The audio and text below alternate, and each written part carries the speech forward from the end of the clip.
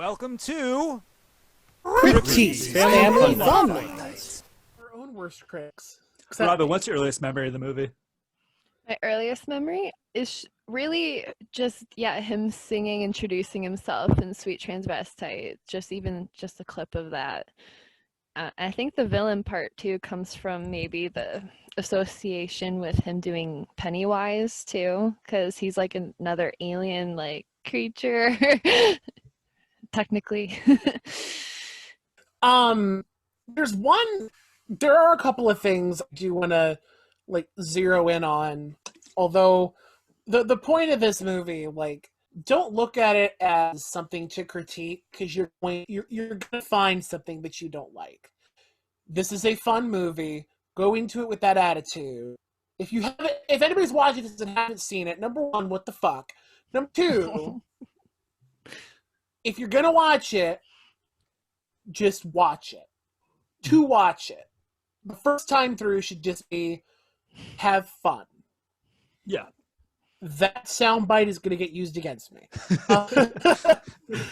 It's your first time, kid. Just have fun. Oh my God. Lucas, that was all you creep. Oh boy. Why'd I make you the editor of this shit? Because I'm good at my job. Yeah, okay. That tracks.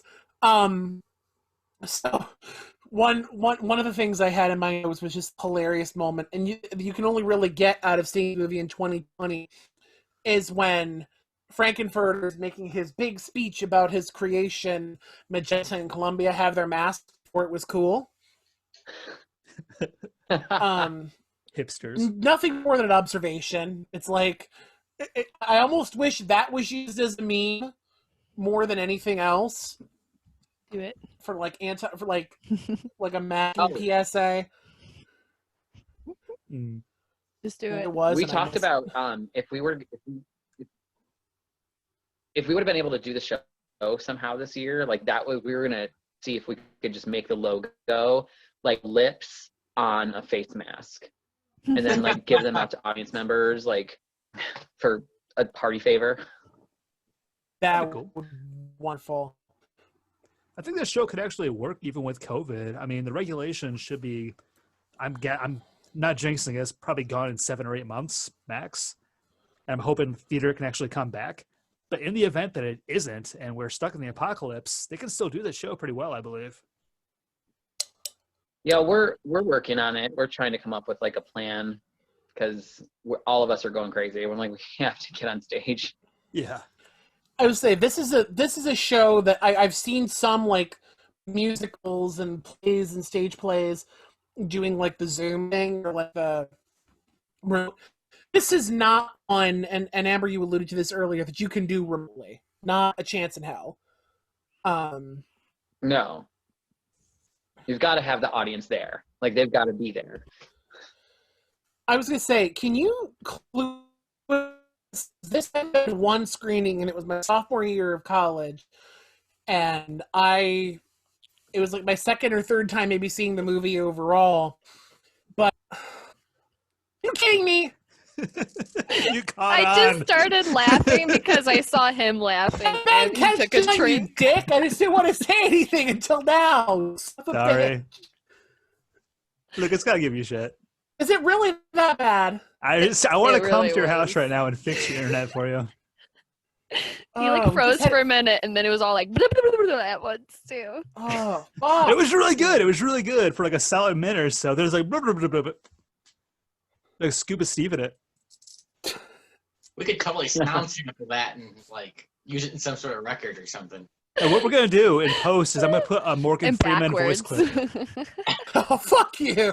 Now I'm gonna have Morgan Freeman do all your dialogue in post. I like Rocky Horror Picture Show. It was a show unlike any other show. I remember the first day I met Rocky Horror. Okay, that's getting cut. Morgan Freeman. All right, back to the show, Lucas. Yeah. So, I guess because I've only been to one live show and I didn't understand a damn thing. What what do the callbacks, what does the live experience mean to the film, the stage play? Like, how does that set it apart from just, sitting back and bullshitting with your friend watching? So, I mean, it's challenging because the callbacks, like not everyone, when not everyone that gets cast in the show is as familiar with it as others. So when you rehearse, we have people who on the production team will sit out there and just randomly yell stuff. And those first couple of rehearsals, it's hysterical because the actors will be like, "What? What do I do?" And you're like, you keep going. Like, you just have to keep going. And then you learn. And then after the more and more you learn, you play off of it. And there's a few times in the show, there's actually several times in the show where, depending on the actor playing the role, and it's usually Frankenfurter who has the opportunity to play off of the callbacks. Like, someone in the audience will yell something and he'll be like, "Oh yeah, I know, that's right," and like play back off and like throw something right back at the audience, which makes it even more fun. And also takes the 90-minute musical, sometimes stretches it into like a 2.5-hour musical just because of the call outs. Or a character will laugh so hard for 15 minutes and break character and we have to like hold the show. But I don't know, it just makes it all the more fun. I love Yeah, but- improv. Oh yeah, this feels like a good show for improv too. I feel like Right. if that was your strong suit, you would love performing this. Oh, for sure. Like, and you can tell, like, if someone's not strong at it, you have to be like, "Hey, let me give you some pointers." Have you ever had to rescue another actor on stage? Oh yeah. It happens often. It's where someone has to just like be like, anyway. The midnight show, especially because everyone in the audience is drunk, so sometimes the call outs don't happen the way they're supposed to. Like, there'll be someone in the balcony and they're trying real hard and we're just like, and so we'll yell the call out back to them to be like, "Just so you know, in the future, this is correct." What's your favorite memory from, or not even memory, like what's your favorite moment from performing this live? Because I'm guessing there's dozens.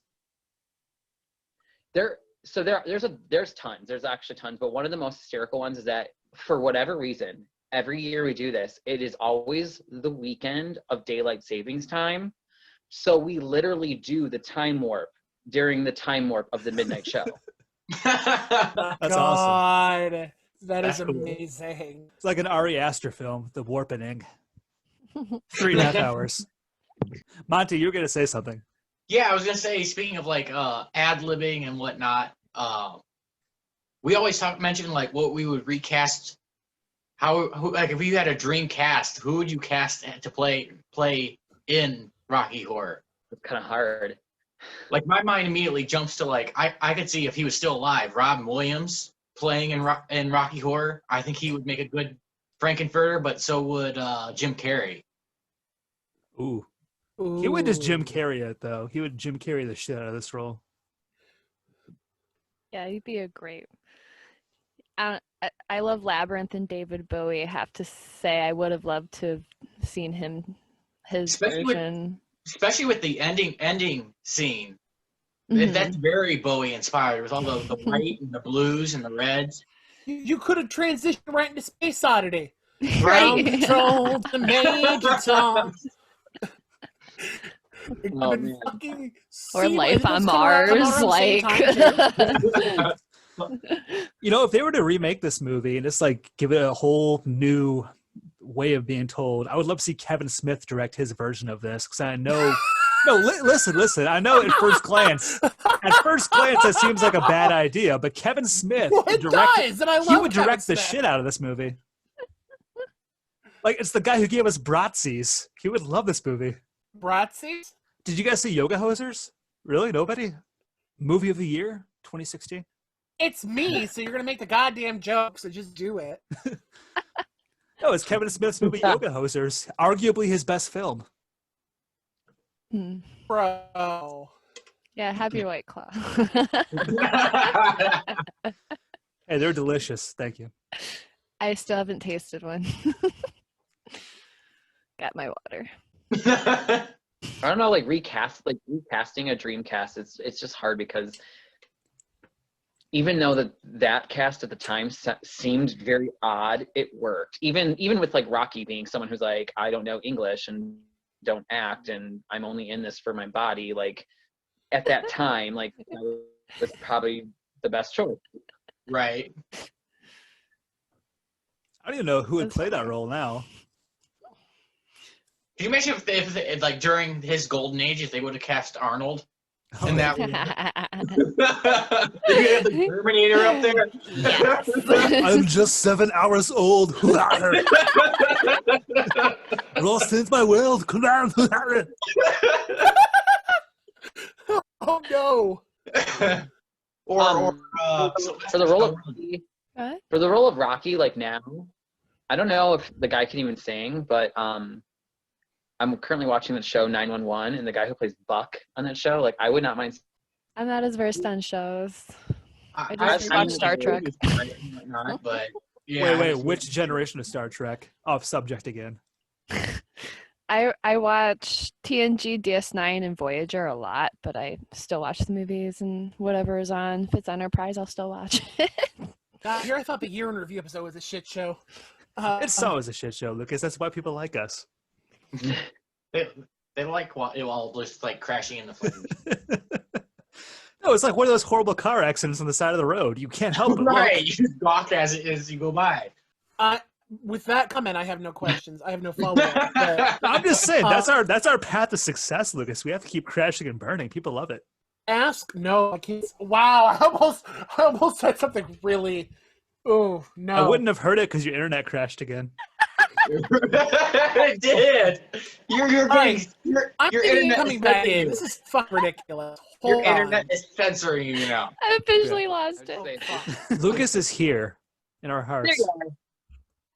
where the Right Wi-Fi here. works. And the only thing that translates is fuck. Oh, the swear words all come through. That is universal, motherfucker. No, okay, I will apologize, and you can put that at the front of the show if you really need to. I am in BFE territory, so my internet is shit. Sorry about it. Oh, you're good. It's really not as bad as we're making it out to be. We're kind of just picking on you. Oh, sure it is. It is pretty horrible, actually. Yeah. It's horrible. I'm just giving you shit. Like, what's the rehearsal process like for a show like this?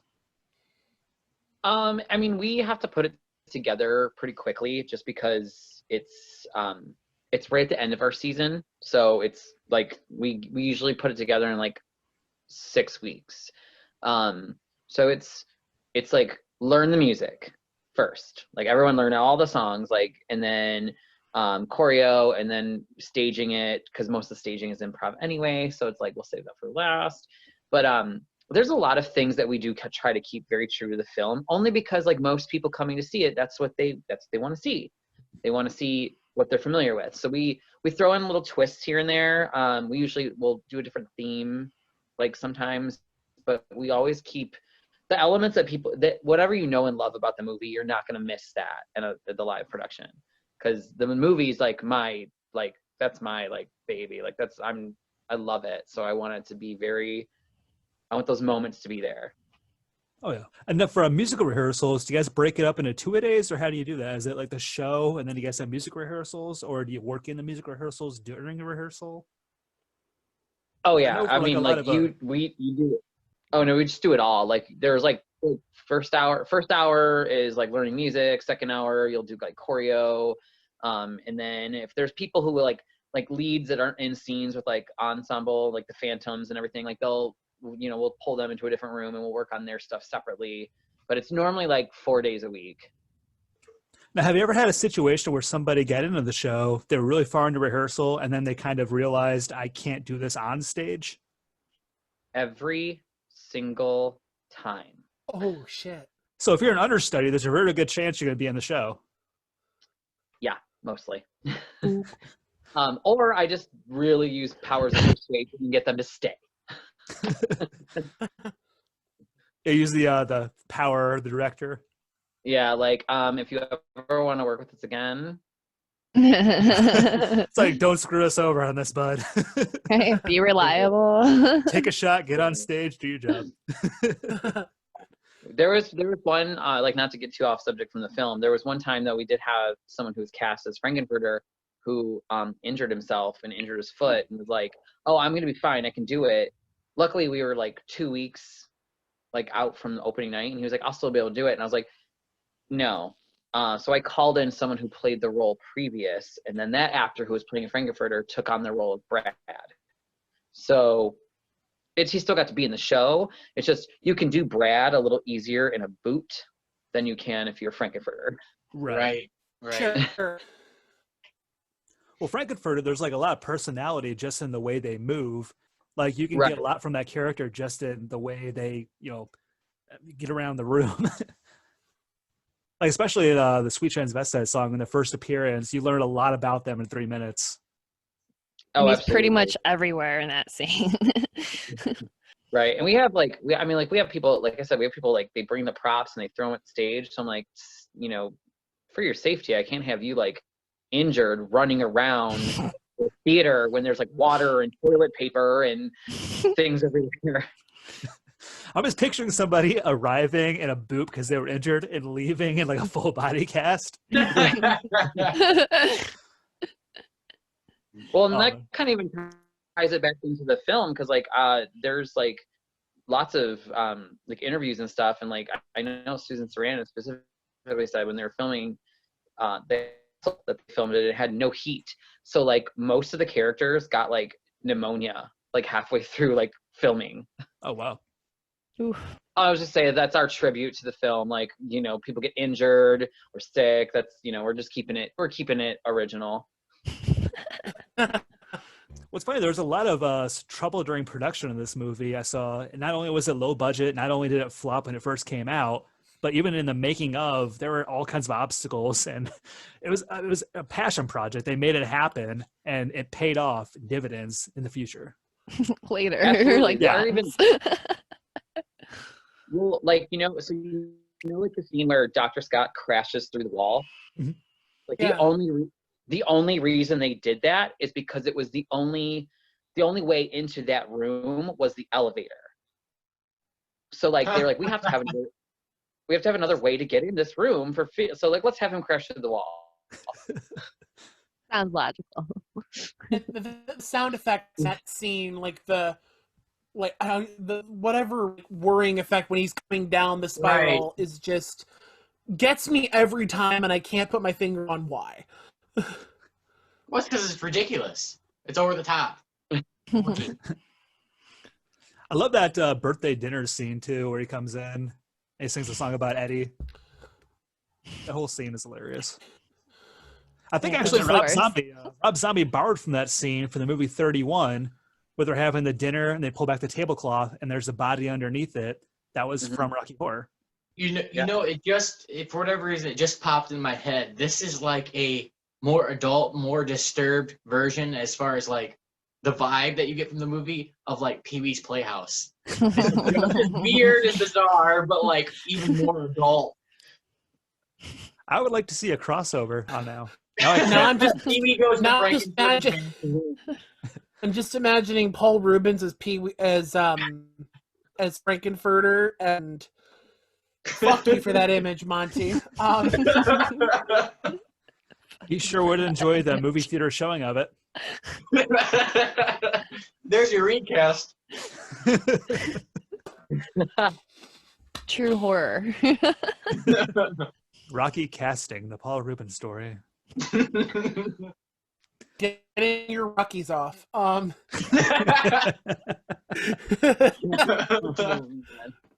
the couch could talk, the couch would tell stories. Who said we were professionals around here? No, we're not. I sure the fuck ain't. You can tell by my internet. Professionalism to Dread Central and Bloody Disgusting. We're the punk rocks of the group. Hell yeah. Who? We'll leave professionalism. I Right? literally said on the stream last night, when they were playing Phasmophobia, one of our guests was like, "Can we swear on here?" Well, I popped in real quick. I was like, "We live by the rule of Wednesday 13. We love to say fuck," and then ended in the chat. So, closing out, if you guys could see this movie recast, who would you have in the principal roles and why? Well, like I said, that's That's tricky. Like I got like 3 or 4 options. So obviously Pee-wee so far. Pee-wee. We could do He's going Robin with it. Williams. We could do The Jim Carrey. Jim Carrey. You know what? I actually would like to see, because he was originally thought of for the role in that remake, and then ended up playing Eddie. But I would be down to see Adam Lambert like rock out Frankenfurter. Yes. yeah. Oh my god. That makes too much sense, honestly. Like when he was in Queen, it made too much sense. Yeah, really though. Really though. That's what I did for my 21st birthday. I was like, yes. We're doing it. Yeah. On God. the note of Queen, Rami Malek would do really well. Oh yeah. You would. Yeah, okay. I can get behind that. Really, for Frankenfurter, you just need somebody who can really be animated. Mm-hmm. Off the Very. wall. They need to have no fear, just to be nuts. I know. Yeah, like if you have any kind of stage fright or any kind of insecurity on stage, you cannot play that role. Mike Myers is good at that too. Mike Myers, Jack Black could probably do it. Oh, yeah. He would take Meatloaf's place better. I was He's gonna like say, Eddie Jack with Black is Eddie. Eddie would slay. Yeah, Jack Black is Eddie. That would be unreal. I think I it'd think be that's cool the to see, first. Oh, go ahead. it'd be cool to see Jack Black as the criminologist, like narrator role, but they would just have to make that a singing role somehow. Right. I think Oh, he would yeah. like be so I still can't help but think of Vincent Price doing the time warp, since he said that he was supposed to be cast That as would've- that. oh my god. That'd be great. I want to see Marilyn Manson and Johnny Depp do this show because I just imagine this is how they spend their friendship time anyway. Directed Right. by Tim Burton. Oh yeah, Dear God. with Danny DeVito in some kind of hat. Danny DeVito could have been The butler guy or a riffraff. yeah, Danny DeVito could definitely pull off Riff Raff. Now Oh, I'm shit. picturing It's Always Sunny doing this. Just Frank Reynolds. and Helena Bonham Carter. It's astounding.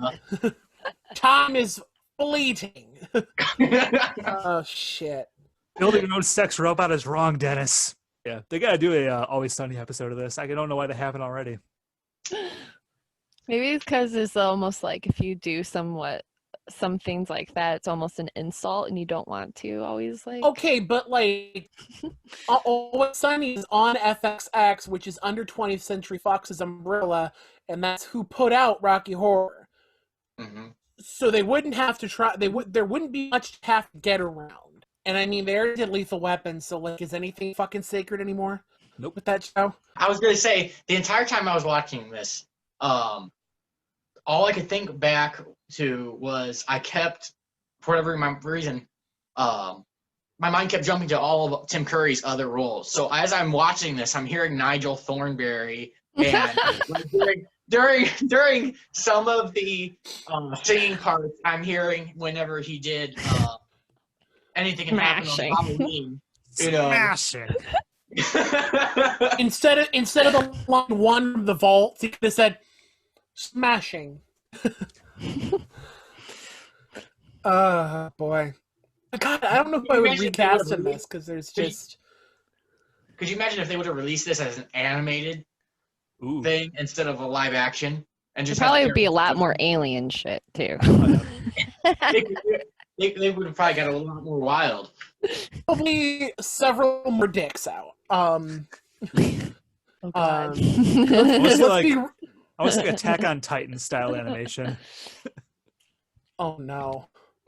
It came out in like the 70s, so it was making me think of like the Spider-Man or the like this animated Star Trek kind of ones where they're almost so cheesy they're great or Oh, yeah. terrible.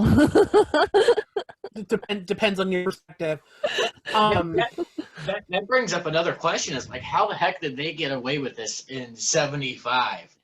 Yeah, that stuff seems more acceptable now than it ever was Well, that was then. before.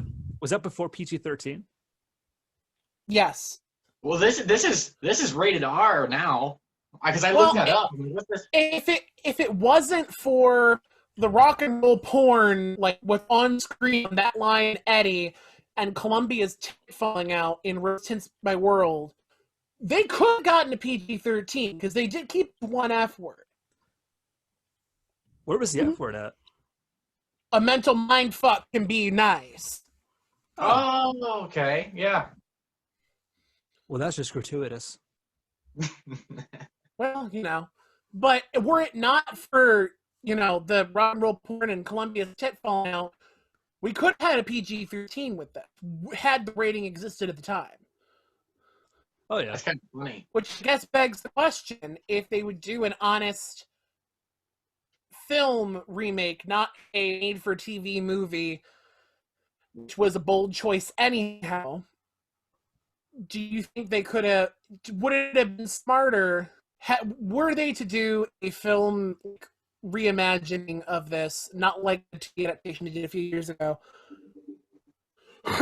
would it be better to go with the safer PG-13 rating or take the R rating to the limit? What do you guys think?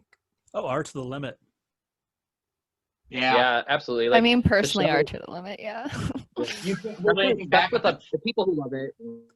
I mean, I feel like it would translate if you try to scale too much back too, and it would just lose, like a lot of it because it's supposed to be bizarre, and if you just keep condensing what's bizarre, it's not going to be as bizarre anymore. Yeah. I would agree.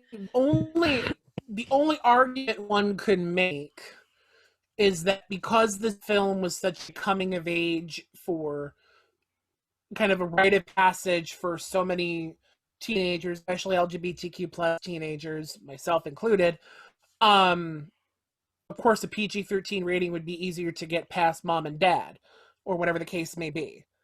So that's the only case I think you could make for it, but I think to preserve the history we have with Rocky Horror, there's not really a question which direction to go. Well, I feel like the movie was popular because you did kind of have to sneak to see it in its entirety. Like, if your parents were okay with it, you probably wouldn't have enjoyed it as much. Like, oh, they like it? Pfft, movie sucks. It's not cool anymore, Dad. You just don't get it, Dad. It's not Wait, my phase, Mom! Fuck. I would kind of like to see the sci-fi elements, going back to making this into like an anime, take all the sci-fi elements to the next level, have like an entire floor of failed experiments. Because Frankenfurter was obviously doing all this weird shit before they arrived. Okay, so there we go. That's a game we do on here sometimes. I totally know what I'm doing.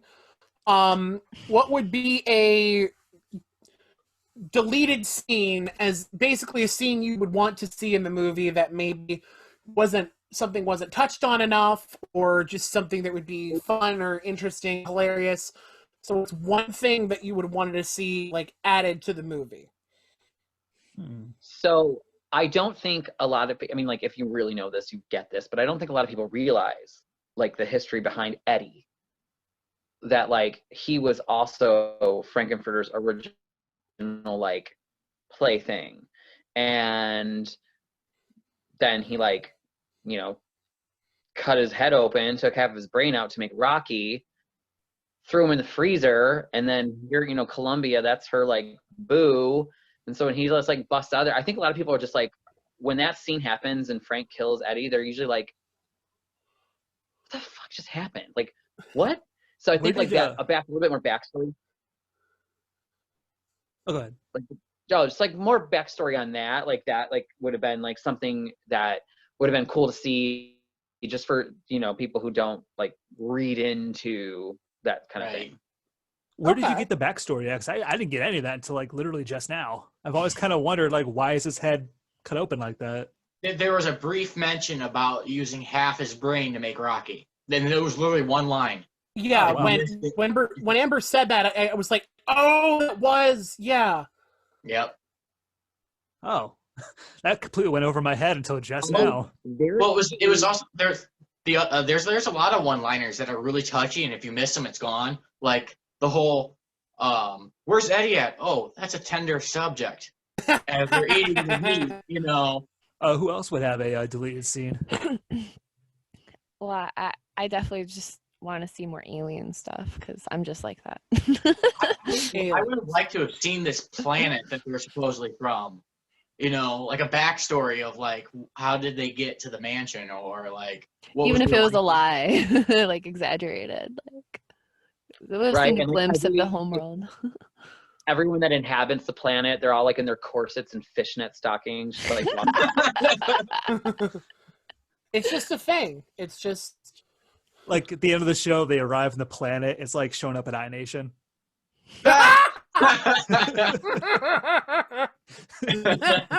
And then that's like room for a sequel after that.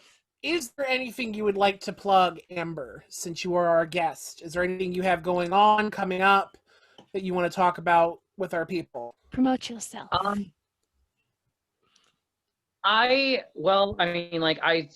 we're safely doing like cabaret drag shows at Georgie's on Adams Street on Saturday nights. And anytime I'm in one, you'll always get some sort of theatrical something. But I am working with the Collingwood Art Center. We're trying to think of like what's next for us. Like what can we do to safely do theater until we can get back to a version of normal, which will be quite a while, but just Sure. So stay tuned. I'll always keep everyone posted on the Collingwood's website and like on Stone Productions Facebook page and things like that. But we've got some like things that we're workshopping on right now. I can't talk about it too much because it's so like bare bones right now. So we're definitely, theater is happening in 2021 in some capacity. Ooh. Hell yeah. I'm excited. I've missed it so much. Miss live Yes. anything. It just seems like we're getting closer to that point by the day, and that's a bloody good thing. All right, this has been the CryptTeaze Family Fun Night featuring my shitty internet, but also Chase Will, fucking MVP of the episode. But for Chase Will, Auntie Adams, Robin Luddy, our guest Amber Stone, my name is Lucas Liner. Thank you for tuning in. Please subscribe if you have not already. Check us out on Facebook, Twitter, Instagram. That'll all be in the description. Thank you for checking us out. We will see you next time. Bye, everybody. Episode 85 next. Yeah.